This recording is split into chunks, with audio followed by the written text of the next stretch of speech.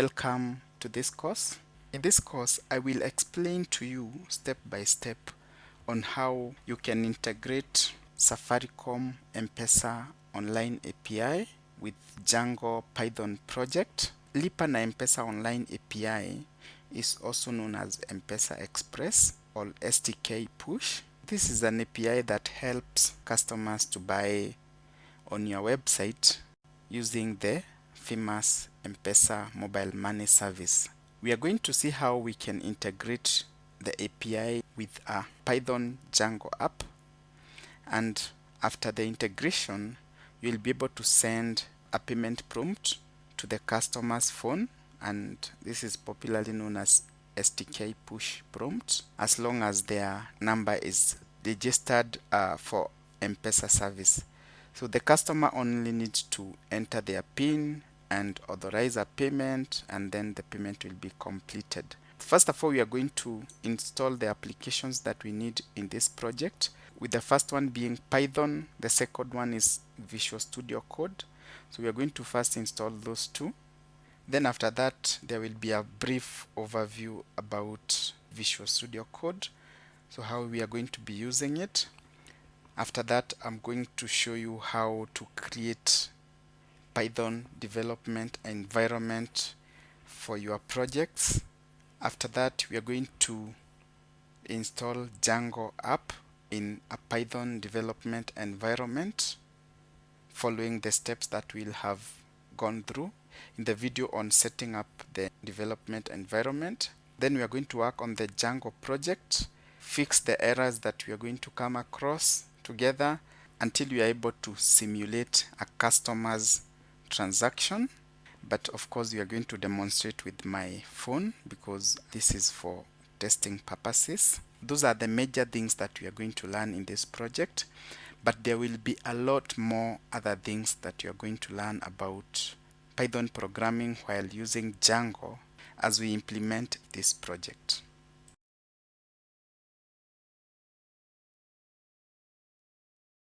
In this session, we are going to install Python programming language. Let's go to Python website by typing Python on Google. Then we can go to the Python website. While we are here, we need to go to downloads. In this page, we have different types of operating system that we can install Python in. We have Python for Windows, for Linux, for Mac OS, and we also have Python for other operating systems. We are interested in installing Python in Windows operating system, so we are going to click on this, and we are going to use Python 3. Python usually has two versions, Python 2 and Python 3. Python 2 is not compatible with Python 3. If you install Python 3 and you start running code that is meant for Python 2, it's not going to work. But at least Python 3 will be able to accommodate a lot of the features that are found in Python 2, but with a lot of improvements. Before you download, you need to note that in addition to deciding the version of Python that you want to use, you also need to find the type of installation that is easier for you. If you're advanced computer user or you have some skills in installation, you can use the embedded package.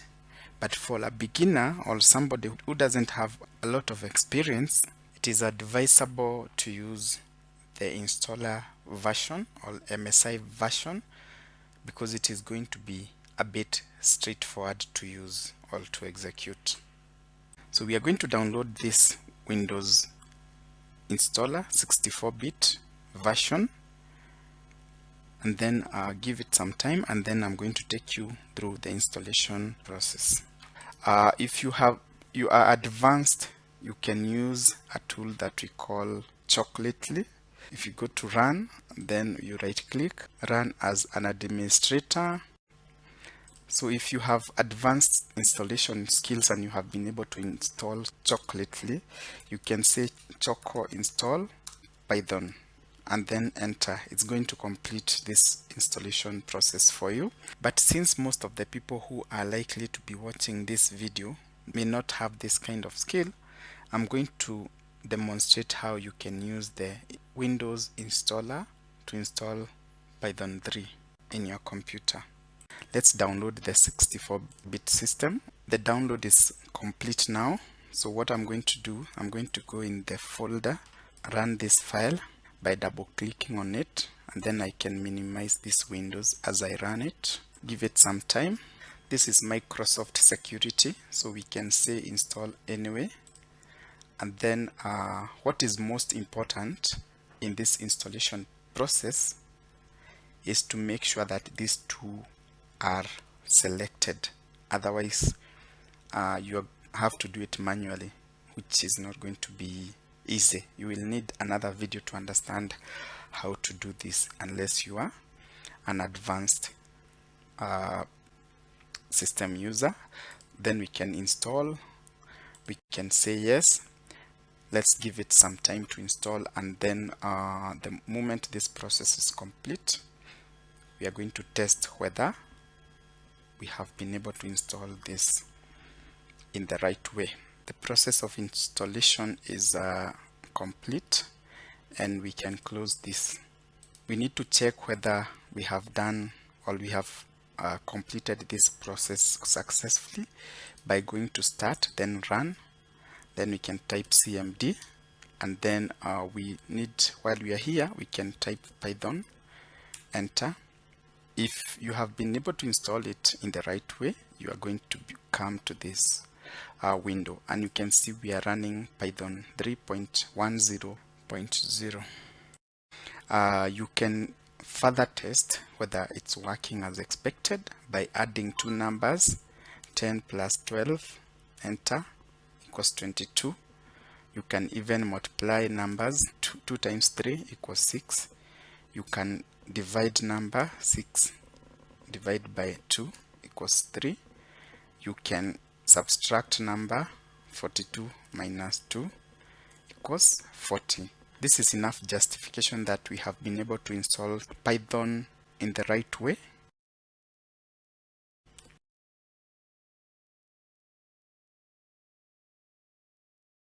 We can go to Google again. Then when you're here, you can type Visual Studio Code. Because you're going to be using Visual Studio Code, you need to go to this website, and then you download for Windows if you're using Windows. If you're using Mac, you can download for Mac. If you have Linux, you can install Visual Studio Code for Linux. Let's install for Windows because we are using Windows. So I'm going to download it, and then we are going to give it some time to download. And when it's complete, we are going to come back and install it. The download process is complete. So we are going to go to the folder where we have downloaded it, and then we are going to open it. I can minimize this as we wait for it. Then I'm going to accept the terms. Let's go next. I will not create any desktop icon for this, but make sure that all these are selected, especially the last one, because it helps you to add this Visual Studio Code to the path. Then you can say next, and then we can install. This process is going to take a few seconds, and then you will have Visual Studio Code installed in your computer. It's complete. We can finish so that we can launch it.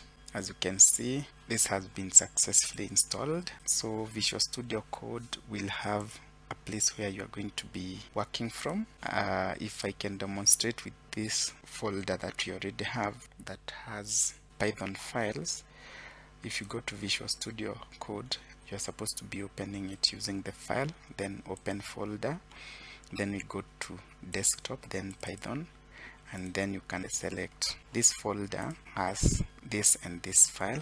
Those are two files. As you can see, it's showing the two files here, and as you can see, the files ends with the extension .py, which stands for Python, and this is where now you can write the code for Python.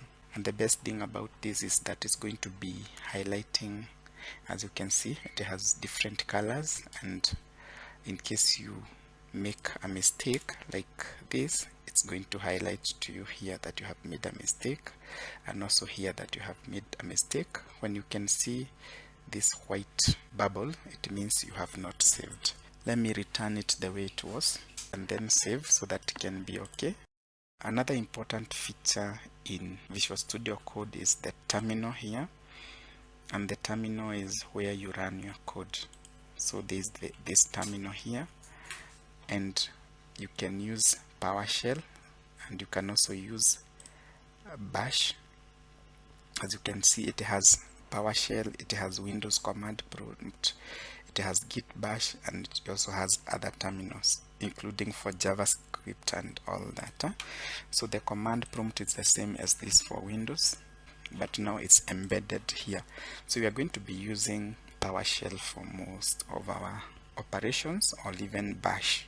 We are going to use the Visual Studio Code in a more detailed way as we move along. For now, I would want you to digest what I have just shown you, and then we're going to continue in the next sections, where we are going to do now the practical sessions and start programming using Visual Studio Code.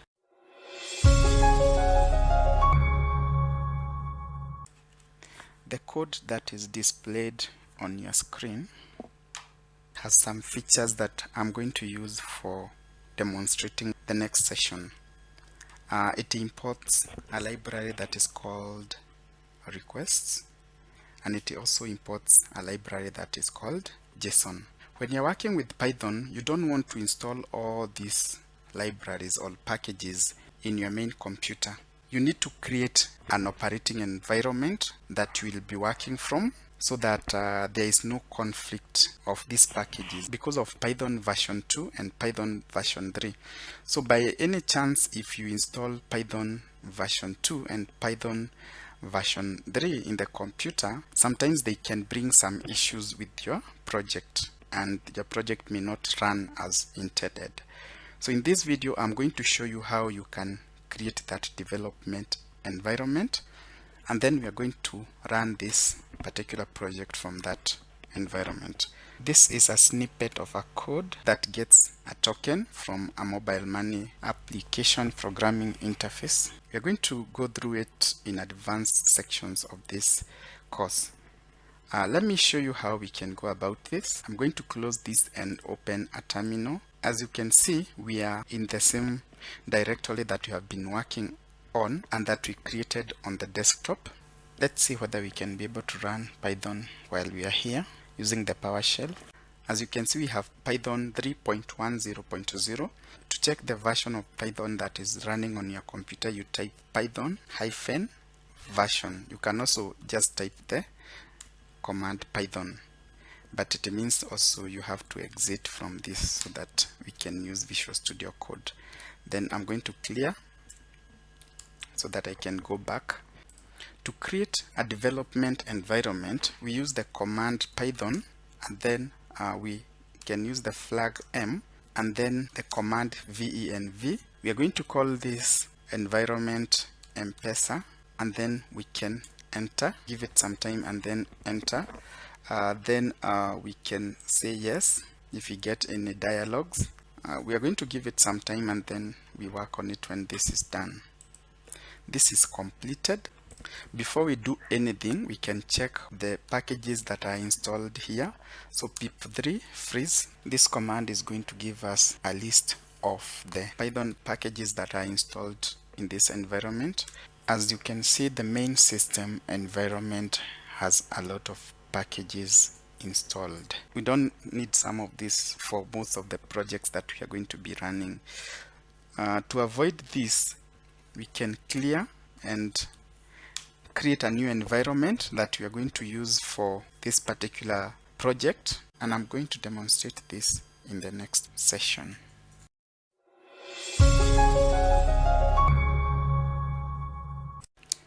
We can go to the directory that we created, which is this on the desktop. This is the environment that we have created. You can see it has some files.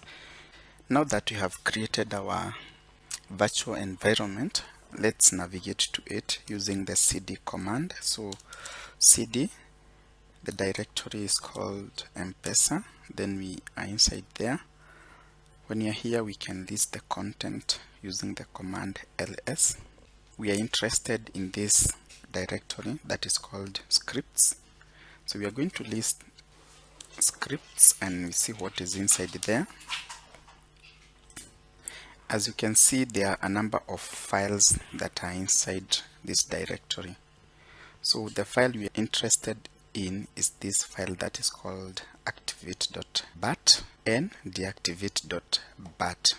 We are going to be using the file activate.bat to activate our virtual environment and deactivate.bat to deactivate our virtual environment. So let's clear this and do this practically. As it is here, we are using our PS or our personal computer from the C drive. So to activate here, we need to go to the directory that is called scripts. And while we are here, we can use bash to activate this. To run a bash file, you type dot, then backward slash, then the name of the file that we want to activate, which is activate.bat. If you enter, okay, we don't need to put the bat extension, we just put activate. So when you enter, you can see now we are working from within Mpesa environment. This is the Python environment that you want to work from within moving forward. And you can be able to know this by using the command pip freeze, enter. And let's give it some time. As you can see, pip freeze returns nothing at this point. If you remember in the previous section, pip freeze was giving us a lot of dependencies. If I may demonstrate this further, we can use the command deactivate. Then if you issue the command pip freeze while we are working within the general computing environment, enter, we get a lot of packages that have been installed. But when we do the same command using this environment, we are getting nothing. Let me clear this so that it can become even more clear. So if we go back again to our environment dot backward slash activate, and then we install the packages that we need for this functionality. We said we are interested in a package called requests. So when you're here, we can say pip install requests. So we are going to install the request packages in this particular directory. Enter.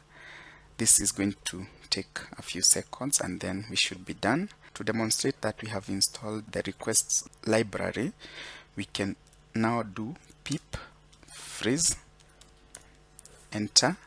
As you can see, we have the request library and its dependencies, and this includes URL, lib3, IDNA, chasset, and certify. That is how you can install libraries that you need in a development environment, as opposed to having to install a lot of packages in your computer that you don't need and that you might never use. When working in a software development project, it is important that the environment in which the final application will be deployed be the same as the environment in which you are developing the software, so that there will be no compatibility issues. While we are still in this operating environment, we can use the command pip freeze again so that we can get the packages that we have in this environment. Then we are going to come here and create a new file. We are going to call it requirements.txt, like that. And then we are going to copy this and paste them here. And then we are going to save. Every time that we pip install something, we are going to be updating this file so that it has all the required environmental packages, libraries, and installations that we will need even when we run this particular project in another computer, in another server, or wherever you are going to run it. Let's deactivate this environment so that we can go back to our main directory. When I use the directory Mpesa, I just wanted to demonstrate that you can use any name, but ideally you are supposed to use the name venv so that people looking at your project can be able to know which is the operating environment and which is the main project, because the files of a project will always be stored in the main directory, but the requirements of the projects are the ones that are going to be in that other environment, which is the development environment. So to create another environment, we need to use the command Python and then -m, and then we can use venv for environment and venv for the name of the environment, and then we can enter. Give it some time. You can say yes in case you get a dialog. Give it a few seconds, and then it's going to create this operating environment for us. If you can go back to the main directory, you can see we have a new environment here, and this environment doesn't have a lot. If you want to now enter this environment, you just type cd venv, then cd scripts, and then we can say // and then we can activate. Enter. As you can see, now we are in the environment. We can move this requirements file or copy it so that it is inside our operating environment here. Move. When the requirement txt file is inside the venv directory or the virtual environment directory, we can say pip install, then -r as the flag, then requirements.txt, and we are going to install the requirements that are needed for this. Clear. Remember, this is a new environment that we have created, and then if you say pip freeze, you're going to see that the environment that we had in the Mpesa environment has now been transferred to the environment that we are in at the moment. Then we can clear.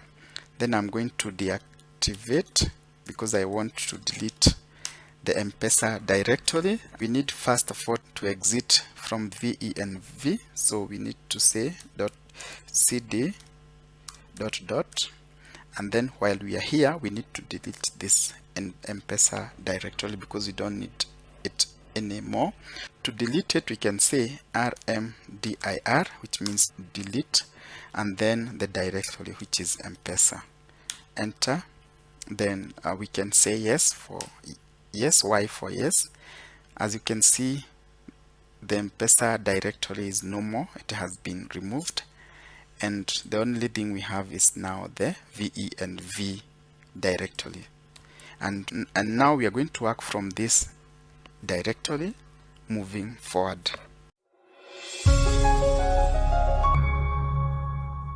In this video, we are going to now create the Mpesa API, and we are not going to develop it from scratch. When you're developing these complex applications, it's always good to look at what other people have developed before you, so that you don't have to repeat the work that has already been done by the other people. The objective should be to improve what already exists, and then you can also share it so that other people can build further on that.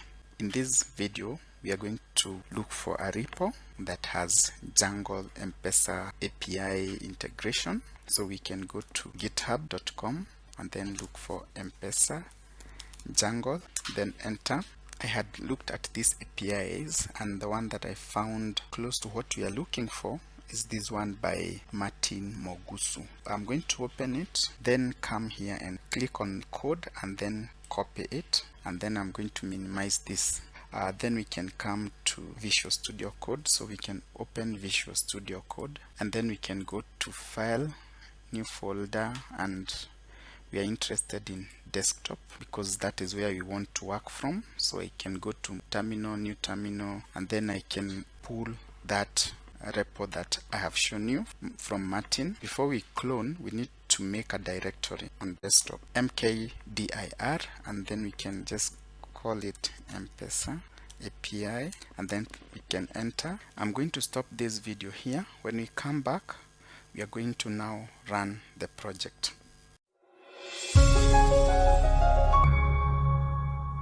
Currently, our project has two directories. there's the main directory, which is Django Daraja. For now, we are interested in this other directory here that is called tests, and we are interested in this URL here that is called url.views. If we run this application, so we can say Python manage.py and then run server to run the Python server, and then enter. Then we can go to this URL that is created here. We are going to get this error because of the way we have configured our URLs. Maybe I can minimize this. As you can see here, it's configured to go to Daraja. So we need to put Daraja so that this can work. As you can see, it's getting the feedback, but still that is not the way we would want it to work. So we would want to remove everything here, then we save, so that when we come here, the project can run without having to put Daraja as it is. So that's the first change that we need to make. And if I can explain this just a little bit, when you run the project, it looks for URL patterns in the tests, and the first URL pattern will be admin. So if you go to //admin, we are going to get a place where we can log in, and I'm going to show you how you can set up the passwords for logging into this section. So it's going to refer you to this, but if you leave it now the way it is, it's going to take you to the front page of the website. We are yet to develop the front page of the website. For now, we are going to work with just this message. So every time you see this message, you just know this is the first page of the website. When you go to admin, it's going to admin site.urls. For now, you don't need to worry so much about the admin URLs because we are not going to program them. Instead, we are going to create them through the admin panel once I show you how to log into it. With that in mind, we can ignore this URL pattern for now and focus on this. This is the default URL, and every time you go to the domain name of the website that you are going to create, you are going to come to this URL because you are not going to put the extension, which is /something. And when you come here, as you can see, it's referring to Django Daraja URLs, which means it's taking us to the main directory and then URLs in this directory. And then it's going to look at this caret sign, and the $sign means that you have not entered anything. And when you have not entered anything, it goes to the views that is called index. So we can go to views and look what the index says. When you go to index, it takes a request, and that is the request coming from the URLs, and then it returns to us a response, and the response is a string: welcome to the home of Daraja APIs. And this is what you are seeing on the screen. In the future, we are going to modify this so that it returns to us HTML pages as opposed to returning to us this. We can program it in a way that it's going to return to us HTML pages. To understand Django in a better way, you need to make sure that you have understood how URLs work in Django. Let me repeat this one more time because it's very important that you understand how this works. We need to start from these URLs here, from the app, and from the app, if you go to Django Daraja URLs, which is this Django Daraja URLs, then it's going to look for URL patterns. So when the programs comes here, it will reroute based on the information you put on the browser. If you don't put anything, which means you leave the browser with the default route, it's going to go to this first URL here. But in case you put /tests, it's going to be redirected to the test patterns.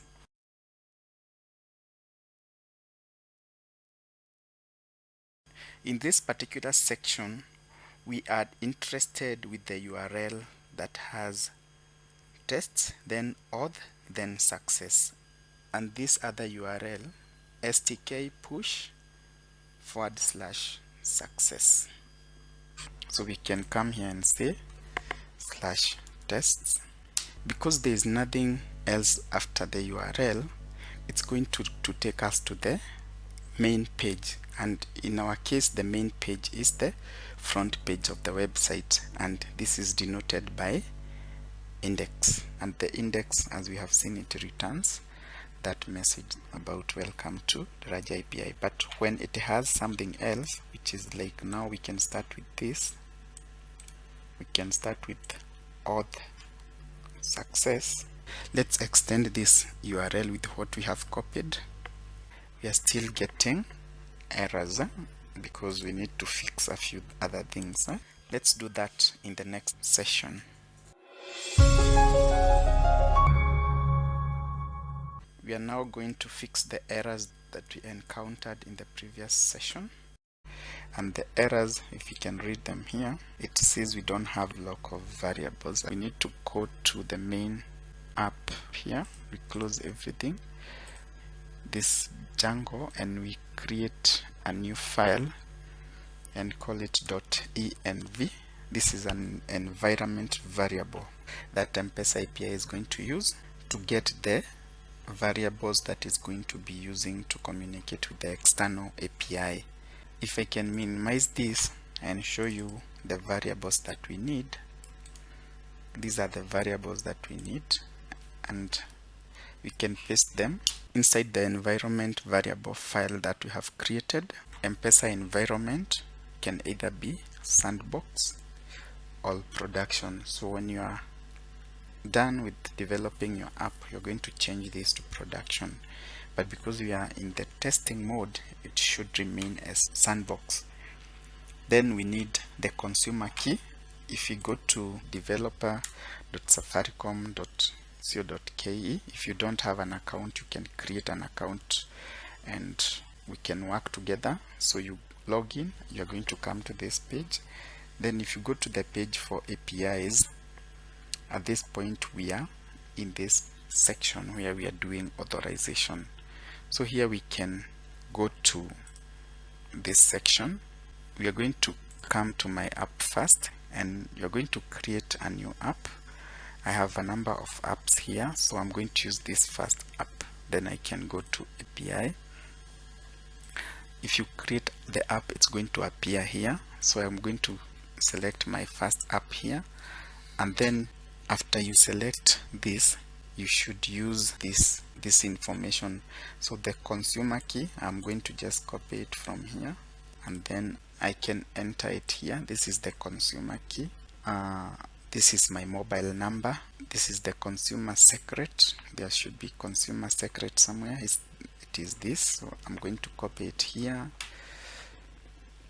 and paste it here. Save. Then the passkey. As you can see, we don't have the passkey at the moment. Let's generate the key pass so that we have all the information we need to proceed. To generate the key pass, we need to go to the API tab. The key pass will be needed when we will be working with M-Pesa Express. So we can go to simulate, then we can go to deepen M-Pesa again, and here we need, first of all, we can copy the shortcode. So we can put this number here as the shortcode. Then we need the M-Pesa passkey, which is going to be this here. So we can copy it and paste it here. That is all we need now. We can save. Then we can close this. With those settings, if you go to auth /success, it's going to generate the view that is related to that. Let's go to the views and see what this means. From this code, the views are going to display the token that we are getting from the Safaricom API. Let's run the server again. We see whether this now is going to work. So Python manage by run server. Then we can go to the same URL and see whether it's working. It is giving an error because we have not migrated our installations. So we are going to migrate them, and then we continue after that. Let's create some space here. So we can say Python manage.py. You're going to be using this manage file a lot of time. Then we can say migrate, enter. This is okay, clear. And then if you go here hoping that you don't need to rerun again, you should be able to get the token. The server is not running, so we need to start it. Run server. Now we are able to access the front page of our app. Let's go to the URL that returns the token to see whether we can get the token. As you can see now, we are able to get the access token. So we have completed step 2. Step 3, we are supposed to do the STK push success. When we use the URL for STK push, we expect 2 things. First of all, we want to get the message that is on the screen, and secondly, we want to get an Mpesa dialog on our phone where we are going to put our PIN, and if it's correct, we are going to get some response from Safaricom, and then we can process that response to check the amount of money that has been paid, whether the transaction was successful, the time, the date, and any other information that is important for the processing of the transaction. We are going to continue with the next steps in the next video.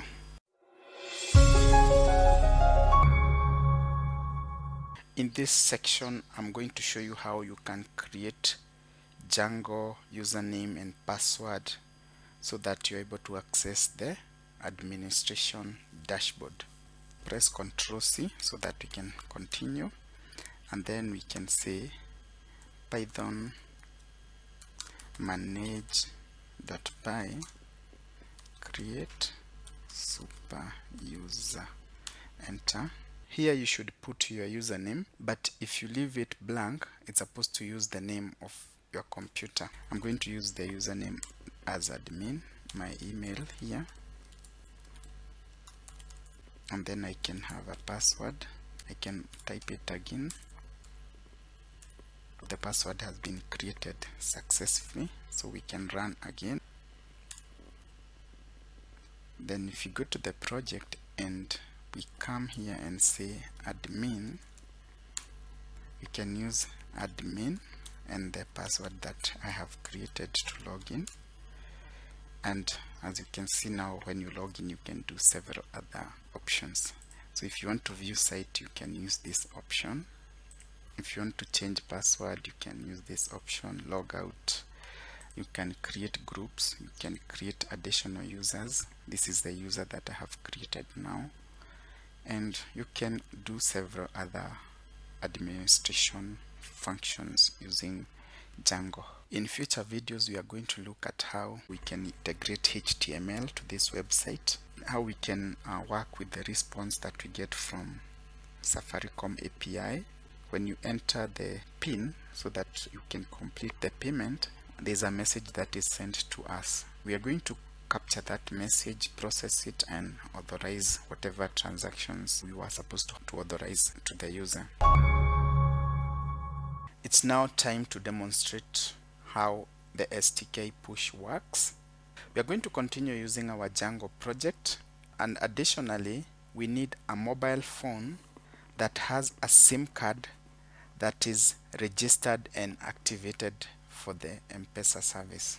To demonstrate this last step, I'm projecting my phone on the left side of the screen, and on the right side is Visual Studio Code.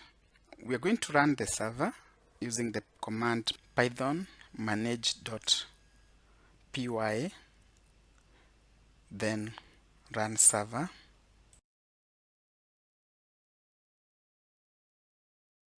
And then we are going to go to the URL so that we can be able to demonstrate how this works. The first URL was the localhost without anything, and it returns this message, welcome to the home of Daraja API.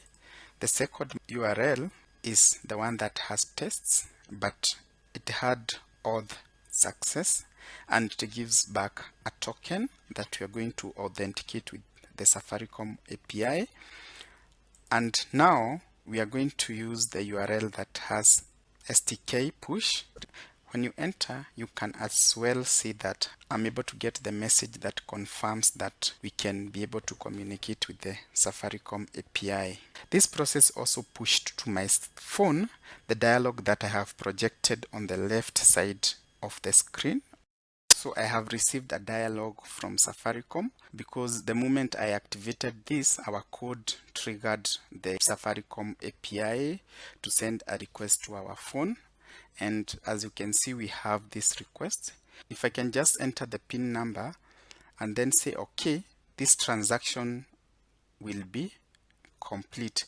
So this amount that you can see here will be deducted from my M-Pesa account. As you can see, I have received a message from Safaricom because they have deducted the 1 shilling from my real M-Pesa account.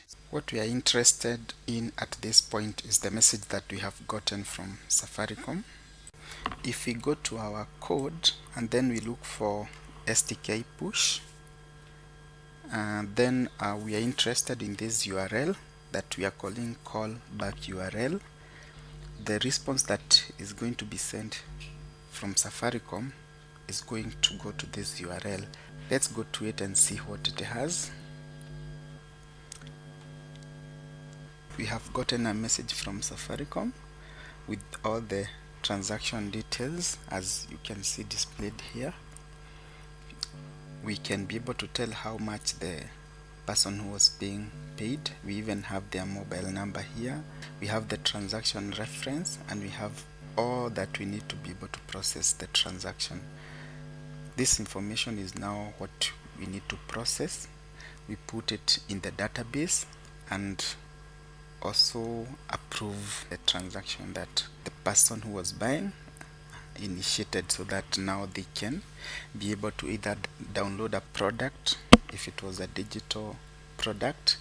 If it's a service, we can give them access. If it's a delivery, now we will receive a message, either an email message or a text message telling us to prepare the order for this customer. We have completed authorization and M-Pesa Express. So we are here now, but we have not developed our website to be fully configured for this. So we are going to complete this in the next video. After we are done with this, the others will be straightforward: customer to business, business to customer, transaction status, account balance, reversals. We are going to complete all these processes immediately we are able to complete this section. So this section will require another video. The objective is not to just show you how M-Pesa works, but how it can be integrated in a website. The next part of this course will be posted on YouTube. You can access the channel by going to the URL youtube.com/betamedia. You need to look for the video and like it so that it can be saved in your liked videos.